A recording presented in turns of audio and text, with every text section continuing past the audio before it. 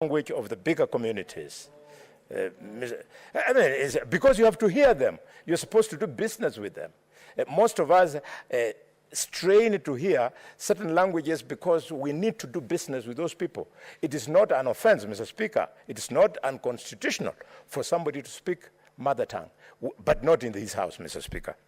Mr. Speaker, I was making this point that we need to encourage the President to talk more with these people so that these profits they make, that is not business.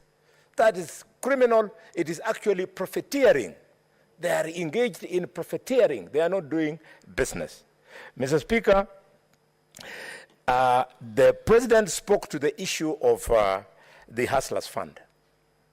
The Hustlers Fund, if we are not careful, if, Mr. Speaker, we roll out the National Hustlers Fund before doing the proper legislation, we will run the risk, Mr. Speaker, of the fund being either a failure or being abused, the way the Uwezo Fund, the Youth Fund, and so on have failed, because members of the public will say, this is government money.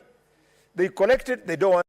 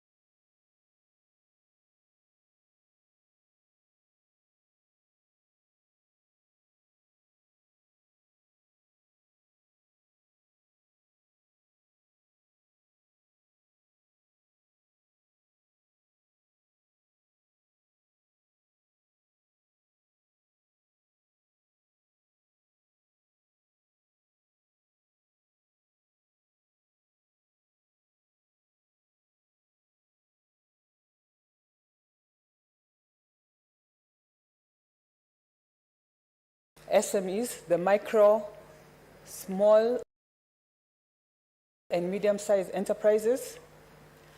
And I will talk about the CRB, where he proposed the ranking. Instead of blacklisting people and getting them out of the lending system, he proposed the international best practice of a scoring system whereby the defaulters are given the lowest score and the ones that are servicing the loans are given a higher score, so that the lenders can classify the clients according to their profiles. And according to the MD of Metropole, which is one of the 3 CRB companies, 19%, which amounts to 4.6 defaulters that are listed in CRB, or less than 1,000 Kenya shillings. And so you see, this is a bulk of the hustler nation, so to speak, that has been locked out of the lending system. Another proposal that the president came up with is the Hustler Fund that he went around the country promising the same people who are engaged in small, micro, and medium enterprise. And he's committed to provide 50 billion Kenya shillings towards this end. And this is going to open the trade space, because the biggest challenge for this group of businesses is due to their informality. They do not qualify for formal financing. And as the self-imposed youth president, I would like to recommend that in this fund, we give a chunk, maybe 50% to the young people and a good percentage for innovation, so that our young people are kept busy. And being the most energetic, and we are Kenya experiencing a youth bulge, we have great resource in our young people. So that is just a proposal that this fund goes to help the youth and goes to help innovation. And in the culture of saving, I would like to laud the president, because he made that bold suggestion that we move from saving 200 shillings a month, and I quote him, he said, no return rate in the world can turn that into a meaningful retirement scheme. It cannot amount to anything. So we need to support him through legislation. I know it has been attempted before, and it was challenged in court. We need to support him, both houses, so that these proposals that need a bipartisan, support from both divides, ourselves and the minority side, the government side and the minority side, we both come together and support the president in his proposals for the hustler reprieve. I don't expect politics to come to play during these very crucial proposals that are going to change our country and are going to change our economy in a big way. Mr. Speaker, as I conclude, allow me to liken our President, His Excellency, Dr. William Samoei Ruto, to the former Prime Minister of Singapore, Mr. Lee Kuan Yew, a respected leader who was considered the father of, he's the guy who changed the economy of that country. Because, are you saying something? Allow me to liken him to that Senator leader. Karen, don't bother with the people talking. Oh, sorry, senators speaking to you on the other sides. You proceed, execute your Mr. Lee saw issues. Singapore change and transform economically in a big way. And I call upon this House to leave politics aside and let's support the President in his proposals. Thank you very much, Mr. Speaker.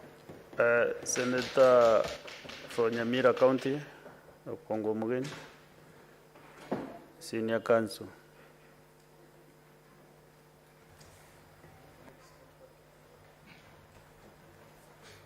Yes, Mr. Speaker, thank you for giving me an opportunity to also make my contribution to the speech that His Excellency the President made to Parliament. And Mr. Speaker, we first of all, appreciate the fact that this was a closely contested election, and that as Azimio we were able to have more than 7 million Kenyans behind us. So we also want to appreciate the fact that since we abide by the Constitution, we said we don't agree with the decision of the Supreme Court, but we respect it. So now what we need to do is to really put His Excellency the President on toes so that he can deliver on the promises that they made to the people of Kenya. Yesterday, Mr. Speaker, sir, I had an assertion from the Leader of Majority, Senator Cheriot, Senator for Kericho, that this Senate will have a very close working relationship and goodwill from President William Ruto. And I hope, Mr. Speaker, that the President will invoke the provisions of our standing orders that give him a leeway to come and address the Senate, not Parliament, to come and address the Senate as a house. So I hope that during his tenure, he will take advantage of that standing order and come and address the House. It's good to come and have lunch within Parliament, but we wish him to appear before us so that he addresses issues that are of concern to the Senate. Mr. Speaker, I have read the speech of His Excellency the President. How I wish, Mr. Speaker, that the actions of the President can match the contents of his speech. Mr. Speaker, the President tells us that we should not give a lot of grounding to ethnic mobilization, ethnic rewards in our politics. But, Mr. Speaker, having gone through the names of the cabinet secretaries, the 22 of them, Mr. Speaker, I'm surprised, Mr. Speaker, that there are a number of small ethnic minorities in this country that since independence have never had an opportunity of having a CS appointed from those ethnic minorities. Mr. Speaker, I'm talking about ethnic minorities like the Kurias. Mr. Speaker, in the entire of the 6 counties of the former Nyanza province, Mr. Speaker, the Kuria sub-tribe has consistently supported the political party under which the DP has either, the current president has either run for office as a running mate of His Excellency, retired President Uhuru Kenyatta, or under UDA. The 2 members of parliament for Kuria East, Kuria West, Mr. Speaker, did not get an opportunity to get a CS appointed from that sub-tribe. The Turkana, Mr. Speaker, and we saw the efforts, the time, the investment that Governor Nanok gave to His Excellency the President. There is no cabinet CS from the Turkana sub-tribe. The Taitas, Mr. Speaker, the Teso, Mr. Speaker. But when you go to, Mr. Speaker, to Central, and I have nothing against my brothers from Central, Kikuyus, I have nothing against them. Deputy Majority Leader, I have nothing against the Kikuyus. But if His Excellency the President is telling us, Mr. Speaker, that we should not place a lot of premium on one ethnic group, Mr. Speaker, why should we have one ethnic group, Mr. Speaker, producing Deputy President and 7 cabinet secretaries, Mr. Speaker, to the exclusion of these other minorities, Mr. Speaker? Even where I come from, Mr. Speaker, in Nyamira, Mr. Speaker, if you look at the votes that the Deputy President got from Nyamira and from Kisi, without those votes, Mr. Speaker, he could not have attained 50+1, Mr. Speaker. But in Nyamira, I have not gotten anything, Mr. Speaker. If you removed one cabinet secretary from the Kikuyu community, Mr. Speaker, and you reward the people of Nyamira, Mr. Speaker, then I'll be saying His Excellency the President is walking the talk of his speech, Mr. Speaker. So, Mr. Speaker, let us, as we were reminded by the President, let us be honest and truthful to him and tell him, Mr. Speaker, that the best way to change this culture of placing a lot of premium on particular ethnic groups is by picking a cabinet that is representative of the 42 Senator Mweni, ethnic let's hear this groups. point of order from the Senator for Muranga. Gugi, Senator Gugi.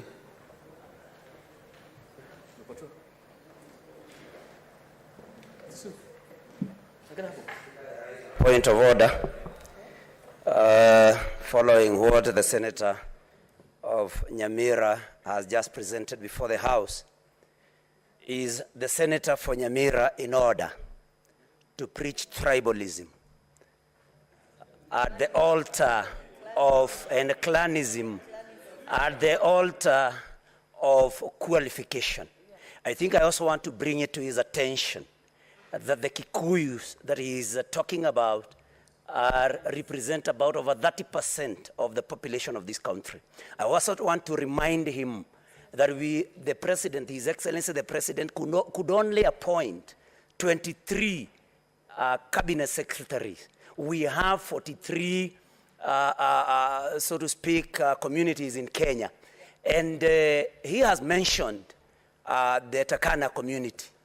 In the last, I'm on a point of order, Senator Mugeni, in the last, in the outgoing government, I think we had Minister Munyes from Turkana. And so even if it was going to be done in a rotational order, then you cannot stand and say and talk about and say that the Turkana have been excluded. We had C.S. Matiang'i, who comes from Kisii, that neighbors Nyamira. The senator should not mislead this House that actually the President, this cabinet, and everybody has seen it, this cabinet is the most evenly distributed in this country ever. And so I think, Mr. Speaker, we should not allow the Senator for Nyamira to continue misleading this House that even distribution was not done in the whole country in the appointment of this cabinet. Thank you, Mr. Speaker. Senator Okongo Mwen, just a minute. There has been 2 points of order here, interventions from Senator Lobahali Ibrahim, Senator Abdulrahman Abdullahi Milaj. I don't know whether they have point of orders or they want to contribute. Maybe they can place the right button to contribute so that we can really move forward. Point of order, contribute? Yes, maybe press the other button. Senator Baz Sheikh Mohammed, do you have a point of order? Yes, proceed. Our respected senior counsel is a well-known person. But today, the way he's talking like somebody coming from Nyamira village. It's very unfortunate that he has, clients across the board, across the country. And as a senior senator, Mr. Speaker, sir, I request the senior senator to withdraw that statement. Thank you. Proceed, Senator Mwen. Proceed.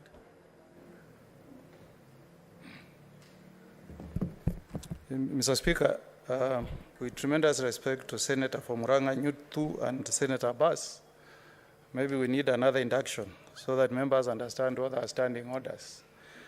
So I don't see any standing order, and I'm sure, Mr. Speaker, you will agree with me, so I'll ignore and proceed.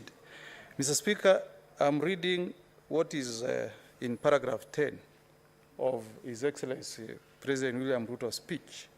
He says, we have to dislodge ethnicity as the central organizing principle of our politics. And he says we need to do away with the politics of exclusion, politics of discrimination, politics of tribalism. And the point I'm making this afternoon on the floor of this House, Mr. Speaker, is that I'm looking to a time when we shall have a president who will pick cabinet secretaries from at least half of the 42 ethnic groups in this country, so that we walk the talk of saying we want to dislodge ethnicity as the central organizing principle of our politics. That's the point I'm making, Mr. Speaker. Mr. Speaker, we want our children to also grow knowing that even if they were born in Nyamira, we may be as a minority with 1 million votes, Mr. Speaker, but they have a right also to get an opportunity to serve in cabinet, Mr. Speaker. Mr. Speaker, on Sunday, I believe, I was watching television, Mr. Speaker, and I saw the senator for Tana River, who comes from one of the most marginalized areas. He was protesting, Mr. Speaker, and asking, of the 22, at least one should have come from Tana River, Mr. Speaker. And I support Senator Mungatana. That exclusion is not right, Mr. Speaker. That exclusion is not right, Mr. Speaker. So, Mr. Speaker, Senator Chelagay Samson.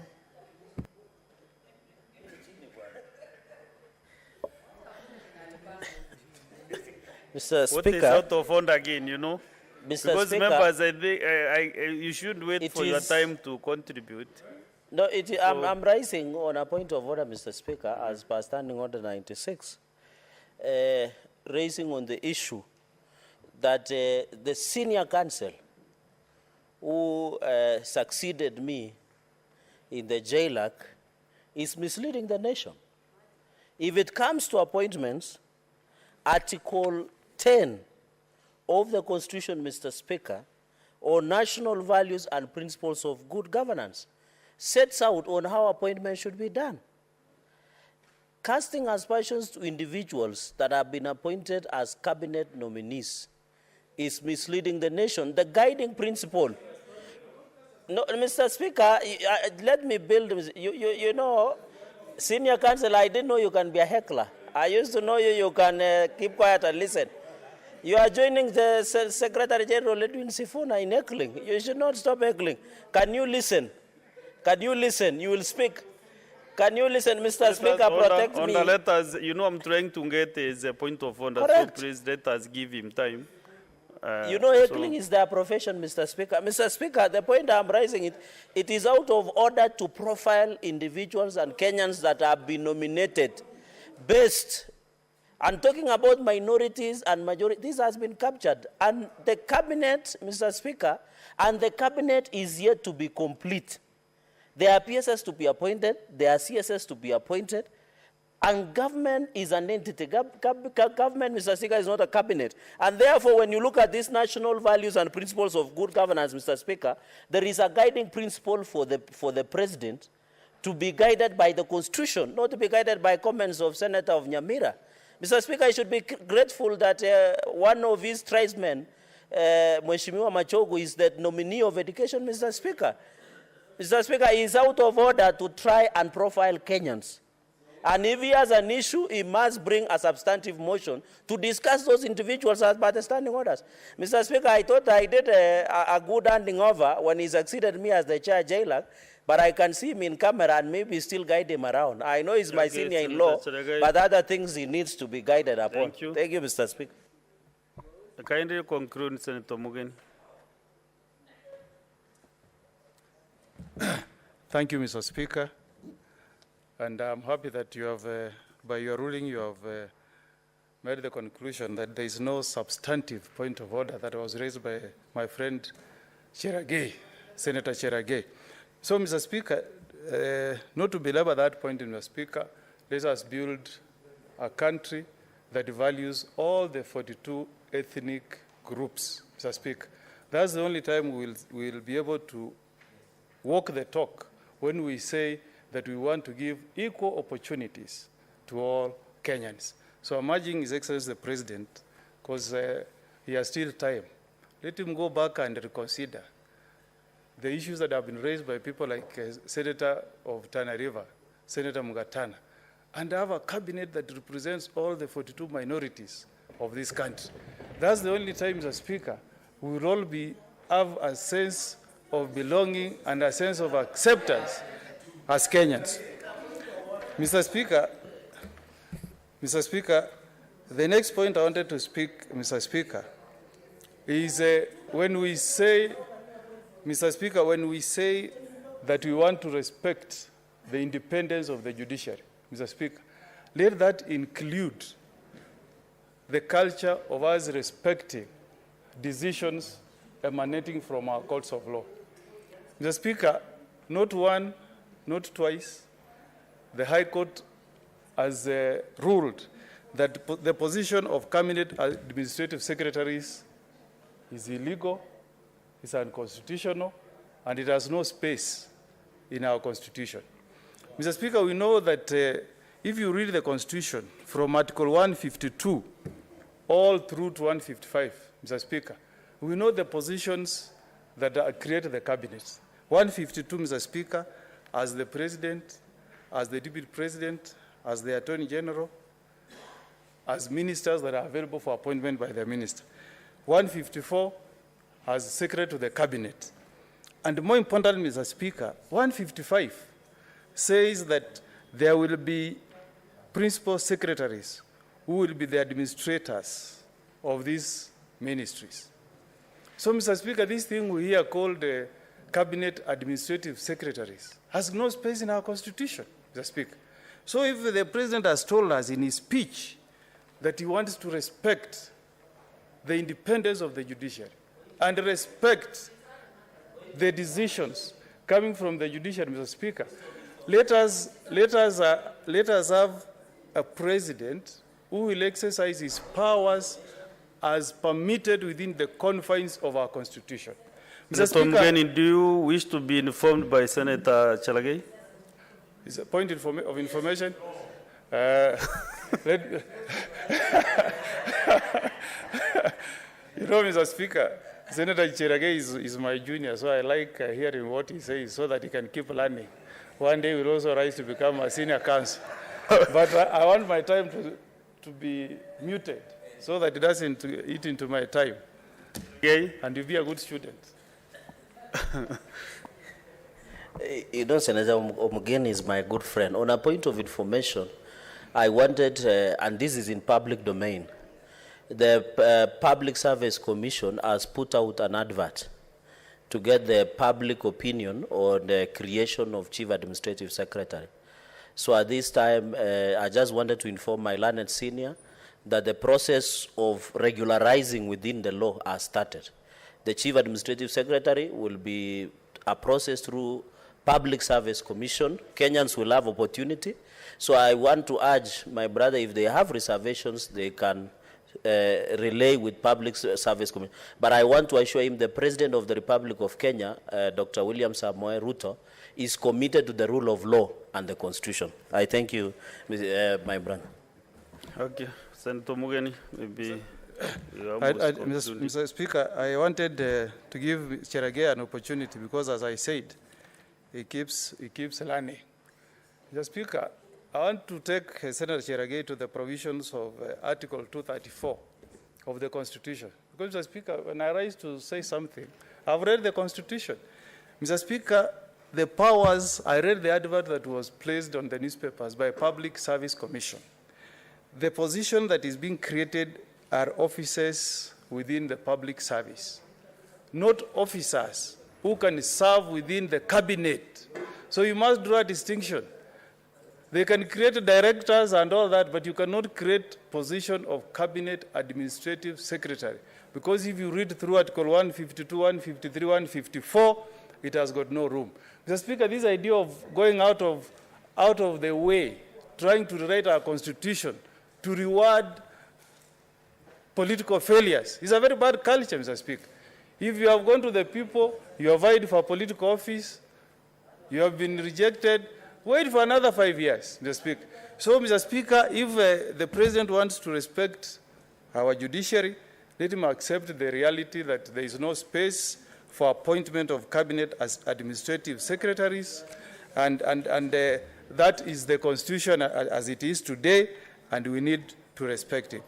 Mr. Speaker, the other point I wanted to talk about is this idea of agriculture. Mr. Speaker, let's not be in a hurry, and in the process we kill Kenyans.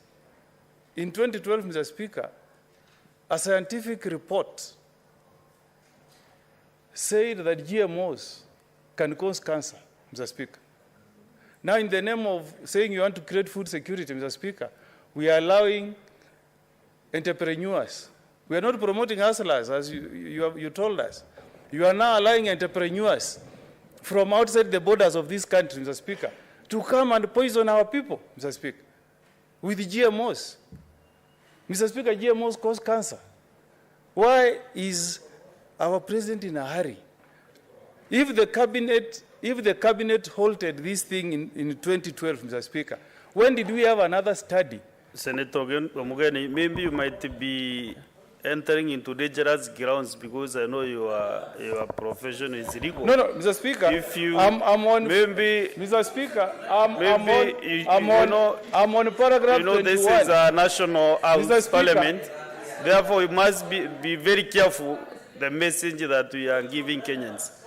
Mr. So Speaker, maybe if Mr. Speaker, you must really make good reference on Senator Mugeni to that issue about how GMO causes cancer. Scientifically, if you prove to Kenyans Wanjiku who is out there who doesn't know what is a GMO, maybe even by the definition of GMO, so that now we can be able really to give the right information to Kenyans. So let us even not digress from the presidential address to the House. Mr. Speaker, Mr. Speaker, I respect the rules of this House. Yes. And I never rise before I've read fully. Do you have some literature on GMO and how they can GMOs cause cancer? Read paragraph 21 of His Excellency's speech. No, I'm asking about how GMO can cause cancer. You can look for page 21, Mr. Speaker. And Mr. Speaker, when I speak about this, I'm passionate. Because, no, Speaker, my problem, when I'm presenting this House, Senator Mugeni, I've given you a lot of latitude this afternoon. Because when I was in the other House, I really used to enjoy your debates. But now, when I'm presenting and then you make some references that might mislead Kenyans, that is my problem, my only problem. So maybe if you, Honorable Chalgei, the chair is, so I wanted to know whether maybe you have that reference. Maybe if not today, you can be able to put it tomorrow or the day after tomorrow about cancer. That's scientific evidence that GMO can cause cancer. Mr. Speaker, maybe the best way to prosecute that issue is that I will reserve my comments on that matter till I bring a substantive debate on that issue before the floor. Okay, proceed. So, Mr. Speaker, as I conclude, Mr. Speaker, and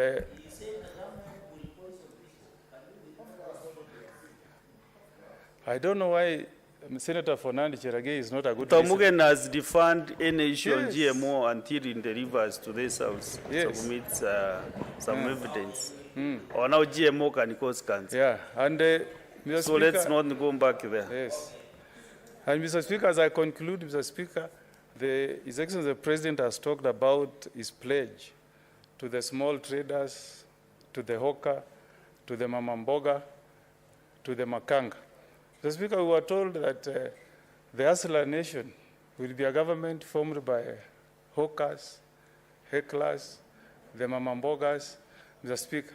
And we were told, Mr. Speaker, that in the last government, BBI was about sharing positions. But, Mr. Speaker, I have not seen any mamamboga in the cabinet. I have not seen any hawker in the cabinet. Instead, Mr. Speaker, what I have seen is a sharing of positions, Mr. Speaker. So the President should not leave. The President, Mr. Speaker, is leaving behind the hawkers, the people who put him into office, Mr. Speaker. Instead, Mr. Speaker, of asking people who have already been elected to be in the cabinet, Mr. Speaker, These are the people the president should have brought on board, Mr. Speaker. Mr. Speaker, the issue of food prices is still a problem, Mr. Speaker. You told us we'll lower the price of unga from 200 to 100. Mr. Speaker, I went to Ikonga market in my Nyamira county, Mr. Speaker. Yeah. Unga is costing... Your time is up, Senator.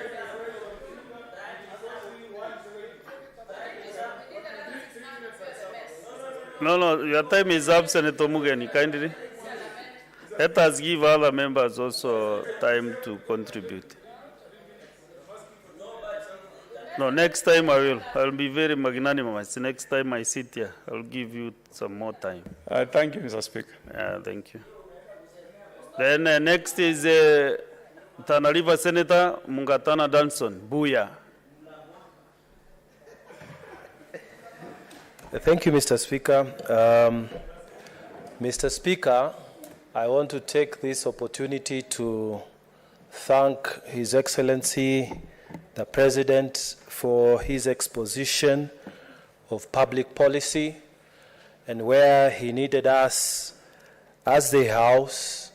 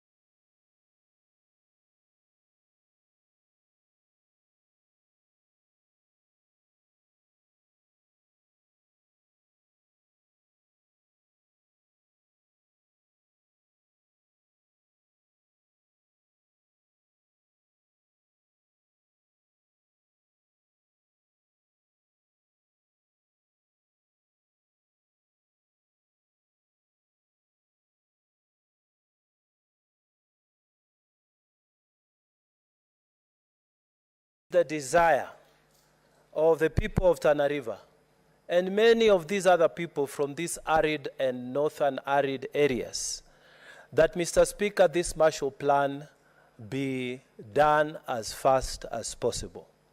Mr. Speaker, what is a Marshall Plan?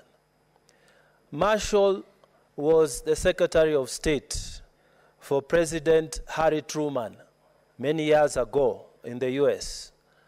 And Mr. Speaker, George Marshall came up with an economic plan to help the areas that had been ravaged by war in Europe after the end of the World War. And America had not been hit so much. So the essence of the plan was that there would be a transfer of resources from one area friendly to another area. Mr. Speaker, this is what I'm thinking, and this is what I hope our policymakers who are listening to this speech will help us implement. Mr. Speaker, in this country, there has been a deliberate economic segregation of some areas of this nation. Sessional papers have legitimized this economic segregation of areas such ourselves. Mr. Speaker, we pray that the President, in dealing with this matter of the hunger, he will effect that Marshall Plan. It is our prayer and our hope that resources will be made available, not to just save lives on the short term, as has always been the case with previous administration. But, Mr. Speaker, resources will be made available to our counties to help in production so that hunger can be an issue of the past. Mr. Speaker, I plead with His Excellency the President and those policymakers around them.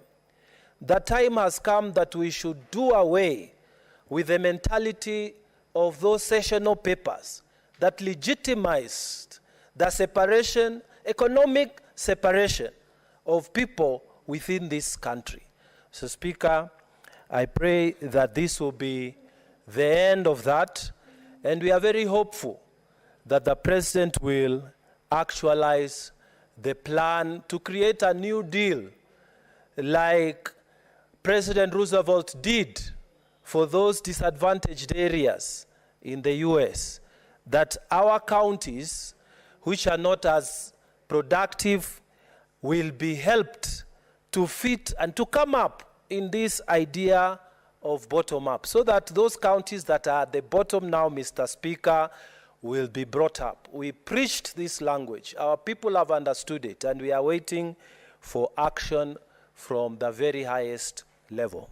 Mr. Speaker, I want to speak to the issue of the National Government Constituency Development Fund.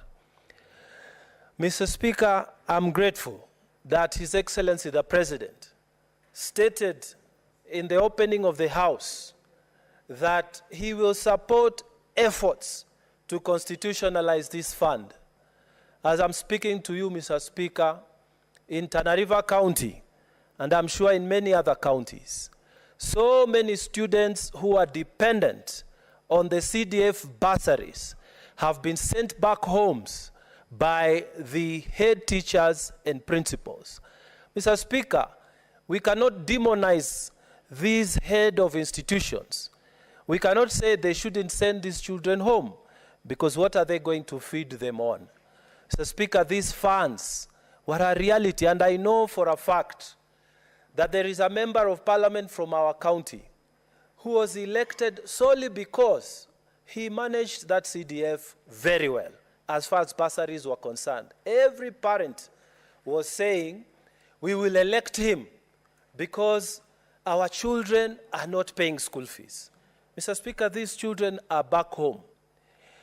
Mr. Speaker, the President, and I know he's listening, must do something to the millions of Kenyans, not just in Tana River, but the whole country who are back at home. We as legislators, even our governors, we don't have the resources to pay for each and every individual to send them back to school where they belong.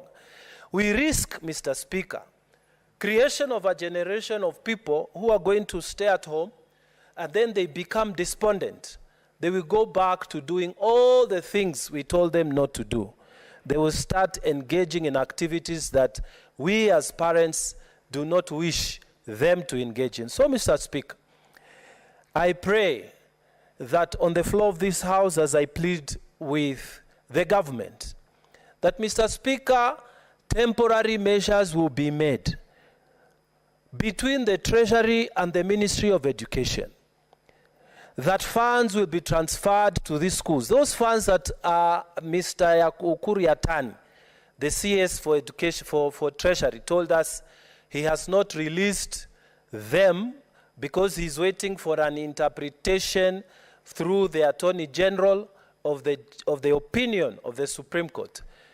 We want, as that process is taking place, that intervening measures can be made, Mr. Speaker, that our children will not miss school. And I know that it is possible because this is a hustler's government. And they know what our people are going through now, Mr. Speaker. Something needs to be done as an interim measure. It is possible for government to work, government to government, the children to go back to school, even as the issues of the CDF are being resolved.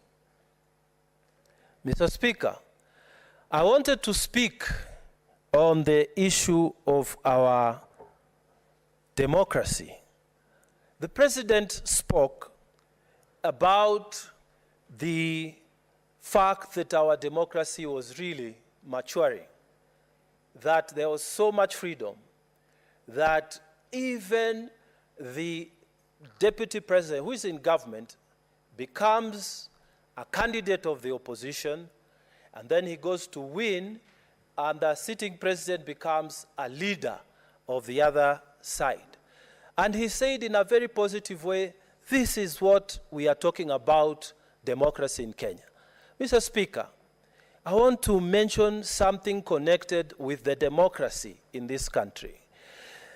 We must legislate to increase the space for participation rather than reduce the space for participation. And in this occasion, Mr. Speaker, there was a judgment that has gone into everybody in this country about the qualifications that are requisite for somebody to run for governor. Mr. Speaker, in my opinion, I think we should continue to legislate in such a way that we increase the space and we don't reduce the space. Governors, people who have become governors have left this house. This house, senators have gone on to become governors. And in this house, we don't need to have a degree. Mr. Speaker, we are not in any way belittling education. But let us increase the space. And in that same note, let us increase the space for political parties to participate. Mr. Speaker, it is wrong, and it is wrong, and it is wrong for big political parties to continue to reap from the treasury through the Office of Political Parties Registrar a lot of money that we are all paying, and yet the formula excludes all the small political parties. Mr. Speaker, we must legislate to increase the space. What am I saying?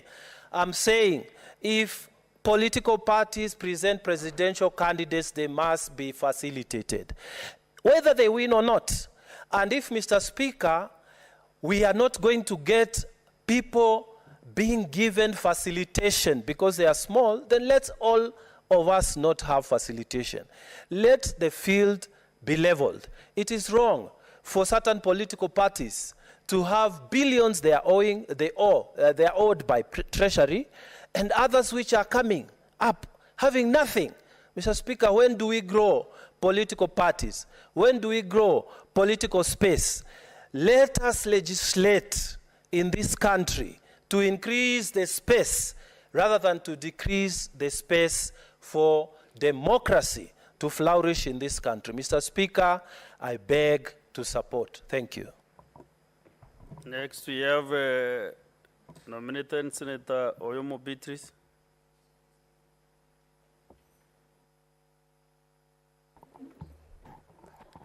Honorable Speaker,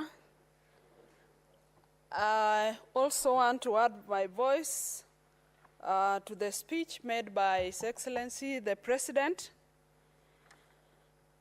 I want to start by saying that His Excellency the President made notice of the growing confidence in the contribution of women leadership in decision-making in our governance and the political institutions. He not only made reference to the growing number of women that were elected into parliament and gave numbers, although the numbers are still insignificant, Honorable Speaker. My contribution is to the fact that in leading this country and having taken cognizance of that fact, I would like the President to demonstrate that contribution of women in the coming appointments that he will be making.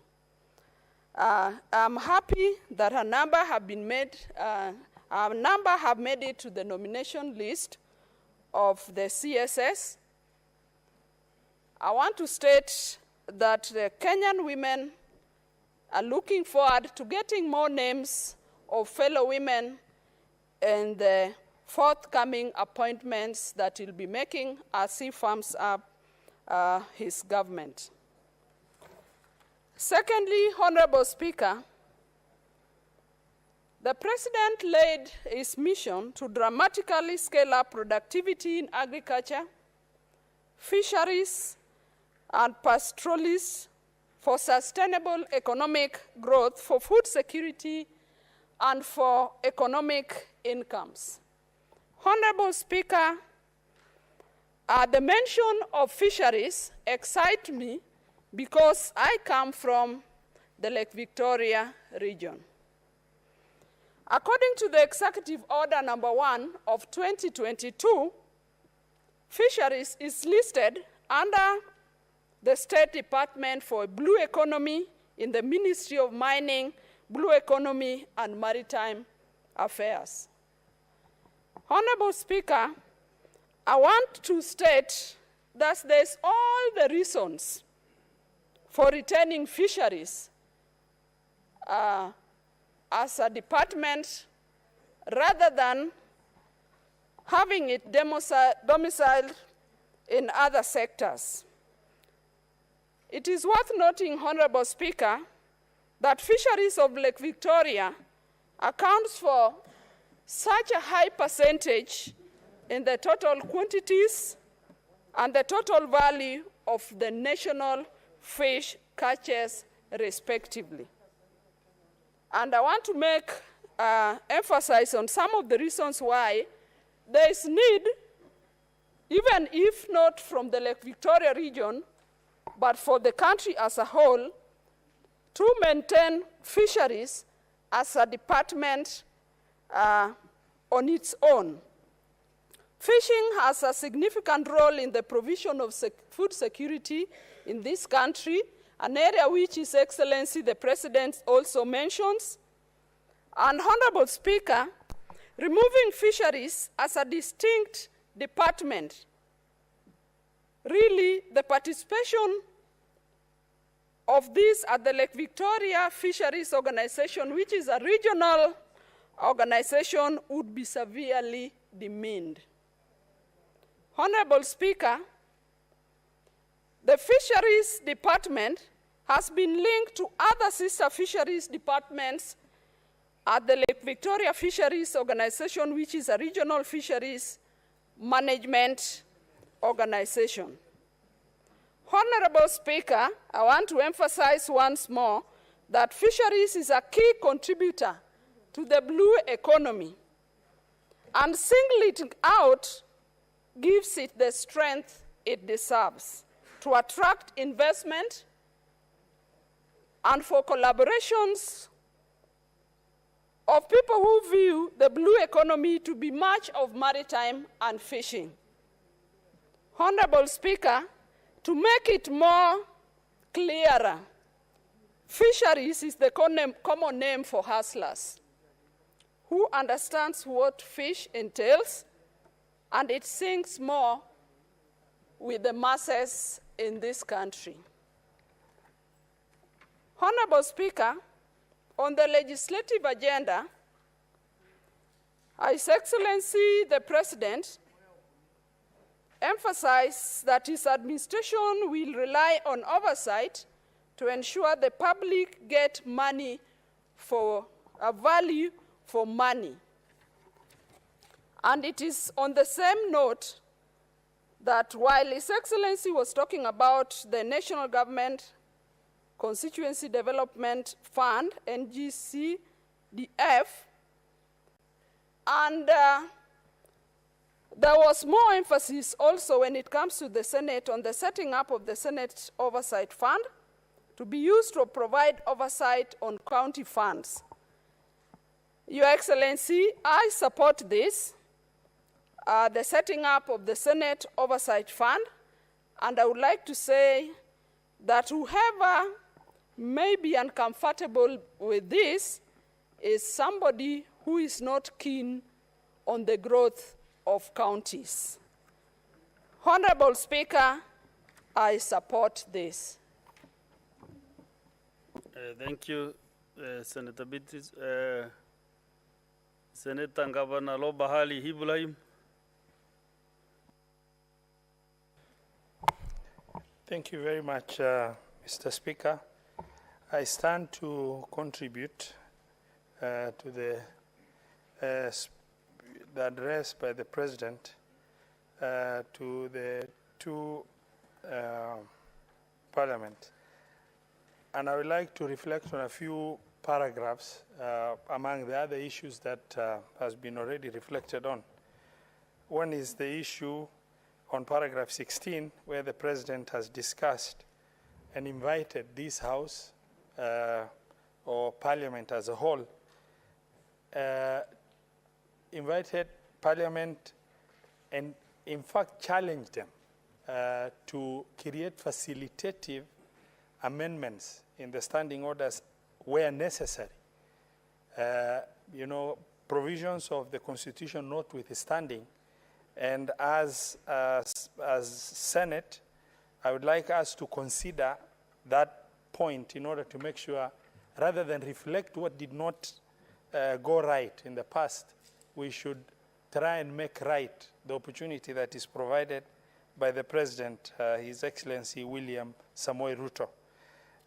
The other issue I'd like to reflect on is paragraph 41, where the President discussed on the issue of, managing the expenditure that is, blowing, where he discussed in paragraph 39, public borrowing, public debt to the tune of 900 billion. And in paragraph 41, where the President discussed his direction to National Treasury and various ministries on the reduction by combing through the numbers and getting 300 billion in this year's budget in order to reduce our borrowing burden. I want to, maybe this is the opportune time to revisit the report on Presidential Task Force on parastatal reforms, which was carried out in 2013, but never implemented, which gives us the opportunity to really reduce on parastatals that are doing functions that are already devolved, or duplication of functions in various parastatals, where the President will be able to really streamline and make sure that there are no duplication of responsibilities within various parastatals as contained in that report of the Presidential Task Force on parastatal reforms in 2013. Maybe this is an opportune moment for that to take place. And lastly, I would like to reflect on, not lastly, second but not the least, number 45, paragraph 45, where the President discussed the issue of NSSF, National Social Security Fund.